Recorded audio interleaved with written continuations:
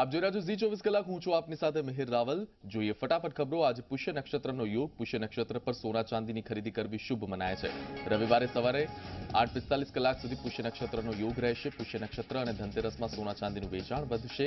બજાર નિષ્ણાંતોના મતે 500 કરોડ રૂપિયાથી વધુ સોના ચાંદીની ખરીદી ગુજરાતીઓ કરશે. અમદાવાદમાં પુષ્ય નક્ષત્ર નિમિત્તે સોના ચાંદીના બજારમાં પ્રાણ ફૂંકાયા. પુષ્ય નક્ષત્ર નિમિત્તે 50% એડવાન્સ બુકિંગ થયું. સોનાના ભાવમાં 900 રૂપિયાનો તો ચાંદીના ભાવમાં 3500 રૂપિયાનો વધારો છે. કોરોનાને કારણે ગત વર્ષની સરખામણીમાં 30% ખરીદી ઓછી જોવા મળી. ગુજરાતમાં જનતાને ફટાકડા ફોડવાની મળી શકે મંજૂરી. ઝી 24 કલાક પાસે સૂત્રોના હવાલાથી મળી જાણકારી. સાંજ સુધીમાં સરકાર કરી શકે મોટી જાહેરાત. અમદાવાદના પ્રદૂષણના સ્તરમાં વધારો. એર ક્વોલિટી ઇન્ડેક્સ 232 પર પહોંચી. દિવાળી પહેલા જ વાતાવરણમાં પ્રદૂષણ વધ્યું. પરિણામ ને જે જોવા મળ્યા છે તેમાં પીરાણામાં એક્યુઆઈ 317, ચાંદખેડામાં એક્યુઆઈ 215, એરપોર્ટમાં 242, સેટેલાઇટમાં 208. ગુજરાત સરકારના કર્મચારીઓને દિવાળીની ભેટ. રાજ્ય સરકાર સરકારી કર્મીઓને 3 મહિનાનું મોંઘવારી ભથ્થું આપશે. 6 મહિનાનું બાકી મોંઘવારી ભથ્થું હવે ચૂકવાશે. વર્ગ 4ના કર્મચારીઓને દિવાળી બોનસ અપાશે. ગુજરાતમાં દિવાળીના તહેવારોને પગલે એસટી વિભાગ દરરોજની 600 થી 1000 બસોનું સંચાલન કરશે. 10 થી 16 નવેમ્બર સુધી વિશેષ સંચાલન થશે. જુદા જુદા જિલ્લામાં પ્રવાસીઓની માંગ મુજબ વધારાની બસોનું સંચાલન કરાશે. કોરોના કાળમાં પણ દિવાળીના તહેવારોના પગલે ટ્રેન હાઉસફુલ. લાંબા અંતરની મુસાફરી કરવા માંગતા મુસાફરોને ભોગવવી પડશે હાલાકી. સ્પેશિયલ ટ્રેનમાં પણ વેઇટિંગ લિસ્ટ લાંબુ. અમદાવાદથી મુઝફ્ફરપુર, ગોરખપુર, પટના, વારાણસી જતી ટ્રેનોમાં વેઇટિંગ ચાલુ. દિવાળી પર્વમાં ચોપડા પૂજનનું વિશેષ મહત્વ. કોરોના સંકટમાં ચોપડા બજારને પણ અસર થઈ છે. ચોપડા બજારમાં હજુ ગ્રાહકોની જોઈએ તેવી અવરજવર નથી જોવા મળી. વેપાર ધંધામાં ઉપયોગી એવા ચોપડાની પણ વેપારીઓએ હોમ ડિલિવરી શરૂ કરી છે. કચ્છમાં ભચાઉ પાસે વહેલી સવારે ભૂકંપનો આંચકો અનુભવાયો. 12 કલાકમાં 3 આંચકા અનુભવાયા. ગત રાત્રિએ ભચાઉ અને રાપરમાં આંચકા અનુભવાયા હતા. વડોદરામાં એમએસ યુનિવર્સિટીના કુલપતિ સહિત 9 લોકોને નોટિસ ફટકારાઈ. વેપારી પાસેથી 87 લાખનું ફર્નિચર ખરીદી વેપારીને નાણાં ચૂકવવામાં વિલંબ કરવામાં આવ્યો. યુનિવર્સિટીના સત્તાધીશોને નોટિસ અપાતા યુનિવર્સિટી તંત્ર દોડતું થયું. ગુજરાતમાં સ્થાનિક સ્વરાજ્યની ચૂંટણીઓ યોજવા માટે ચૂંટણી પંચે અધિકારીઓની નિમણૂક કરી. ચૂંટણી અધિકારી અને મદદનીશ ચૂંટણી અધિકારીની મહાનગરપાલિકાના વોર્ડ દીઠ નિમણૂક કરવામાં આવી. મોરબીમાં સટ્ટા બજારના મતે પેટા ચૂંટણીમાં મોરબી બેઠક પર ભાજપની જીત થશે. સટ્ટા બજારમાં ભાજપના 75 પૈસા, કોંગ્રેસનો ₹1 ભાવ. કયા ઉમેદવારને કેટલી લીડ મળશે તેના પર અવઢવ. બંને પક્ષના ઉમેદવારોએ કર્યા છે જીતના દાવા.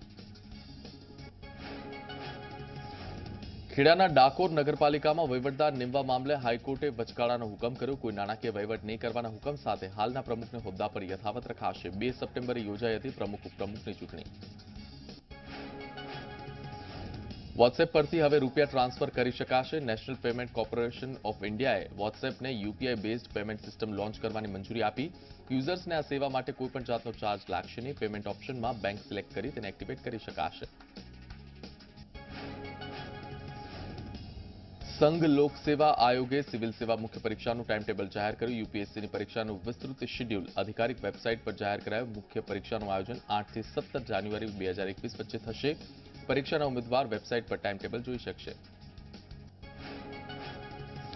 ઇસરો 2020માં સૌથી પહેલું સેટેલાઇટ લોન્ચ કરશે. ઇસરો આજે લોન્ચ કરશે સેટેલાઇટ EOS-1 અર્થ ઓબ્ઝર્વેશન સેટેલાઇટ. પૃથ્વી પર રાખશે બાજ નજર. PSLV C-49 રોકેટ મારફતે સેટેલાઇટ લોન્ચ કરાશે. શ્રીહરિકોટાના સતીશ ધવન સ્પેસ સેન્ટરથી લોન્ચ કરાશે આ સેટેલાઇટ. બિહાર વિધાનસભાની ચૂંટણીનું અંતિમ તબક્કાનું આજે મતદાન. 15 જિલ્લાની 78 બેઠકો પર મતદાન થશે. નીતિશ કુમારના 13 મંત્રીઓ સહિત 1204 ઉમેદવારોનું ભાવિ ઈવીએમમાં સીલ થશે.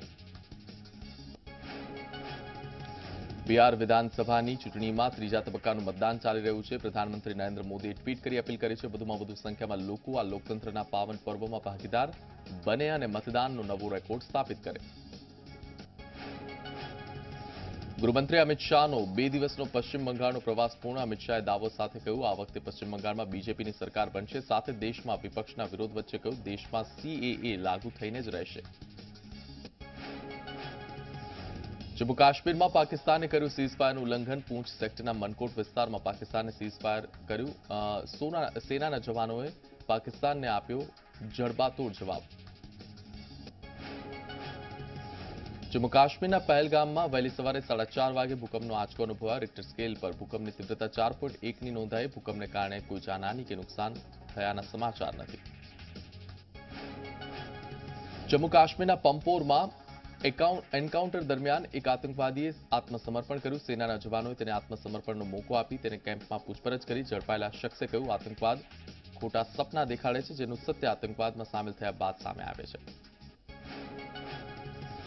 કરતારપુર સાહિબના સંચાલન અને જાળવણીની જવાબદારી બિન શીખને આપવા નિર્ણય પર ભારતે પાકિસ્તાનને પાઠવ્યો કડક સંદેશ. ભારતીય વિદેશ મંત્રાલયે પાકિસ્તાન હાઈકમિશનના પ્રમુખને પાઠવ્યું સમન્સ. પાકિસ્તાન કરતારપુર ગુરુદ્વારાનું મેનેજમેન્ટ બિન શીખ સમુદાયને અપાતા વિવાદ સર્જાયો. કેન્દ્રીય માર્ગ પરિવહન મંત્રી નીતિન ગડકરી સુપ્રીમ કોર્ટના ચીફ જસ્ટિસ સામે પ્રેઝન્ટેશન રજૂ કરશે. પ્રેઝન્ટેશન દરમિયાન રાજ્યમાં પ્રદૂષણને રોકવા માટેના પગલાંની માહિતી આપશે. મળેલી માહિતી મુજબ ગડકરી દિલ્હી એનસીઆરમાં ઇલેક્ટ્રોનિક વાહનો લાવવાની રૂપરેખા પ્રસ્તુત કરી શકે છે. ઉત્તર પ્રદેશના દેવરિયામાં પુત્રી સાથે છેડતીની ઘટના બનતા પિતાએ ફરિયાદ કરી, જેની સામે કેટલાક શખ્સોએ પિતાને દંડા વડે ઢોરમાર મારી મોતને ઘાટ ઉતાર્યા. આ ઘટનાને પગલે ઈશ્વરપુરા ગામમાં શોકનો માહોલ. પોલીસે આ મામલે ફરિયાદ નોંધી 2 આરોપીઓની ધરપકડ કરી છે. રામ જન્મભૂમિ અયોધ્યામાં ભવ્ય દીપોત્સવ યોજાશે. દીપોત્સવ કાર્યક્રમ દરમિયાન અલગ અલગ કાર્યક્રમ પણ થશે. અયોધ્યા નગરીને 5,51,000 દીવાથી ઝળહળતી કરાશે. મહામારીને કારણે અયોધ્યામાં પહેલીવાર વર્ચ્યુઅલ રીતે દીપ પ્રજ્વલિત કરવાની વ્યવસ્થા ગોઠવવામાં આવશે. અમેરિકામાં રાષ્ટ્રપતિ પદની ચૂંટણીને પગલે અસમંજસની સ્થિતિ યથાવત. ડેમોક્રેટિક પાર્ટીના ઉમેદવાર જો બાઇડેનને ટ્રમ્પ કરતા વધારે ઇલેક્ટોરલ વોટ મળ્યા હોવા છતાં અંતિમ પરિણામ આડે અવરોધો સર્જાયા, જેને કારણે ટ્રમ્પ તથા બાઇડેનના સમર્થકો મોટી સંખ્યામાં રસ્તા પર ઉતરી આવ્યા. અમેરિકામાં ચૂંટણીનું પરિણામ હજુ પણ અસ્પષ્ટ. આ વચ્ચે રાષ્ટ્રપતિ ટ્રમ્પે પોતાના હરીફ જો બાઇડેનને ધમકીભર્યા સ્વરમાં કહ્યું, બાઇડેનને ખોટી રીતે રાષ્ટ્રપતિ પદ પર દાવો કરવો જોઈએ નહીં. આવો દાવો તે પોતે પણ કરી શકે છે. ટ્રમ્પે કહ્યું કે હજુ તો કાયદાકીય લડાઈ શરૂ થઈ છે. અમેરિકાના જ્યોર્જિયામાં બીજી વખત મતગણતરી થશે. ડેમોક્રેટિક પાર્ટીના ઉમેદવાર જો બાઇડેનને પાતળી સરસાઈ મળી છે. જ્યોર્જિયા બાદ પેન્સિલ્વેનિયામાં બાઇડેન આગળ નીકળ્યા. અત્યાર સુધી પેન્સિલ્વેનિયામાં ટ્રમ્પની સરસાઈ હતી, પરંતુ બાઇડેને તેમને પાછળ છોડ્યા. અમેરિકામાં ડોનાલ્ડ ટ્રમ્પે સુપ્રીમ કોર્ટમાં કરેલી અરજી પર કોર્ટે કહ્યું, પેન્સિલ્વેનિયામાં ચૂંટણીના દિવસે રાત્રે 8 વાગ્યા બાદ આવેલા મતને અલગ અને સુરક્ષિત રાખવામાં આવશે. ટ્રમ્પે આરોપ લગાવ્યો હતો કે મતદાનનો સમય પૂર્ણ થયા બાદ મોટી સંખ્યામાં મેઇલ ઇન બેલેટ્સ આવ્યા, તેથી આ મતને ગણવામાં ના આવે. મધ્ય અમેરિકાના દેશ ગ્વાટેમાલામાં ઈટા નામનું વાવાઝોડું ત્રાટક્યું. વાવાઝોડાને કારણે ભારે પવન સાથે મુશળધાર વરસાદ પડ્યો. અનેક વિસ્તારોમાં પૂર અને ભૂસ્ખલનની સ્થિતિ સર્જાઈ. વાવાઝોડામાં 50થી વધુ લોકોના મોત. હાલ રેસ્ક્યુ કામગીરી પૂરજોશમાં ચાલી રહી છે. ગુજરાતમાં શિયાળામાં કોરોનાના કેસમાં થઈ શકે વધારો. ઝી 24 કલાક સાથેની ખાસ વાતચીતમાં તજજ્ઞોએ કહ્યું, હાલમાં માસ્ક પહેરવું અને રોગપ્રતિકારક શક્તિ વધારવી તે જ એકમાત્ર ઉપાય. કોરોના સામે લડવા વિટામિન ડી પણ ઉપયોગી નીવડી શકે. સુરતમાં કોરોનાનો કહેર યથાવત. તહેવારો નજીક હોવાથી શહેરની બજારોમાં લોકોની ભારે ભીડ જોવા મળી. મોટી સંખ્યામાં લોકો ખરીદી કરતા જોવા મળ્યા. બજારોમાં સોશિયલ ડિસ્ટન્સનું સરેઆમ ભંગ. કોંગ્રેસ નેતા અને બિહાર કોંગ્રેસના પ્રભારી શક્તિસિંહ ગોહિલને કોરોના રિપોર્ટ પોઝિટિવ. શક્તિસિંહ ગોહિલે ટ્વીટ કરીને આપી જાણકારી. શક્તિસિંહ ગોહિલ હોમ આઇસોલેટ થયા. શક્તિસિંહે તેમના સંપર્કમાં આવેલા લોકોને ટેસ્ટ કરાવવાની અપીલ આપી. ગુજરાતમાં કોરોના કાળમાં 50 વર્ષથી વધુ વયના શિક્ષકોને શાળાએ ન બોલાવવાની રજૂઆત કરવામાં આવી. પ્રાથમિક શિક્ષણ સંઘે પત્ર લખી રજૂઆત કરી. સગર્ભાઓ અને જે માતાઓના બાળકો 2 વર્ષથી નાના હોય તેઓ ઘરેથી કામ કરી શકે તેવી પણ રજૂઆત કરવામાં આવી. ભારતમાં કોરોનાના કેસની સંખ્યામાં ઘટાડો. એક દિવસમાં કોરોનાના 50,357 નવા કેસ નોંધાયા. 577 દર્દીઓના મૃત્યુ. બીજી તરફ એક દિવસમાં 11.13 લાખ કોરોના ટેસ્ટ કરવામાં આવ્યા. કુલ ટેસ્ટિંગની સંખ્યા 11.65 કરોડને પાર. ભારતમાં કોરોના સામે રિકવરી રેટ 78 લાખને પાર પહોંચ્યો. એક દિવસમાં કોરોના સામે 53,920 લોકો રિકવર થયા. દેશમાં રિકવરી રેટ 92.32%એ પહોંચ્યો. દેશમાં કોરોનાના કેસ 84,60,000ને પાર. કોરોનાને કારણે 1,25,000થી વધુ લોકોના મૃત્યુ. 78,18,000થી વધુ દર્દીઓએ આપી કોરોનાને માત. વિશ્વમાં 4,96,00,000થી વધુ કોરોનાના કેસ નોંધાયા. કોરોનાને કારણે 12,48,00,000થી વધુ લોકોના મૃત્યુ. 3,52,00,000થી વધુ લોકોએ આપી કોરોનાને માત. કચ્છના મોટીછેર ગામમાં બે વાછરડી સાથે અમાનવીય કૃત્ય કરવામાં આવ્યું. બે વાછરડીના જડબાને લોખંડના તાર સાથે બાંધી દેવાયા. વાછરડીને ઈજા પહોંચાડવામાં આવી. વિડીયો સામે આવતા માલધારી સમાજમાં રોષની લાગણી. દયા પર પોલીસને રજૂઆત કરવામાં આવી. નવસારીમાં બે સગી બહેનો પર દુષ્કર્મ ગુજારનાર તાંત્રિકની ધરપકડ. તાંત્રિક વિધિના બહાને ગણદેવીની પરિણીતા અને સગીર યુવતી સાથે દુષ્કર્મ આચર્યું હતું. બંને બહેનો ગર્ભવતી થઈ. ગણદેવી પોલીસે તાંત્રિક અને તેના સાગરીતોની કરી ધરપકડ. બનાસકાંઠાના ચંડીસર પાસે ખાણ ખનીજ વિભાગે ગેરકાયદેસર રેતી ખનન ઝડપ્યું. રેતી ભરીને જતા બે ડમ્પરને જપ્ત કરાયા. બંને ડમ્પર માલિકોને અંદાજિત 5 લાખનો દંડ ફટકારાયો. ખાણ ખનીજ વિભાગની કાર્યવાહીથી ખનીજ માફિયાઓમાં ફફડાટ. ભરૂચમાં નબીપર પાસે આવેલા બોરી ગામના તળાવમાંથી 5 ફૂટનો મગર પકડાયો. તળાવમાં મગર હોવાથી સ્થાનિકોમાં ભય. ફોરેસ્ટ વિભાગે મૂક્યું હતું પાંજરું. મગર પાંજરે પુરાતા ગ્રામજનોએ રાહતનો શ્વાસ લીધો.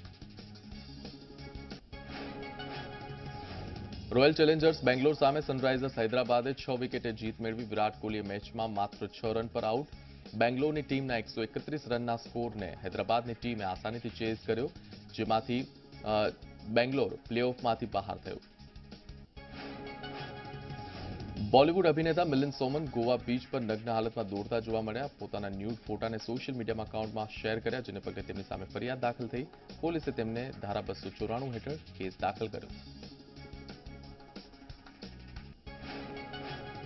રોકા એક બ્રેક માટે આપ જોતા રહો ઝી 24 કલાક.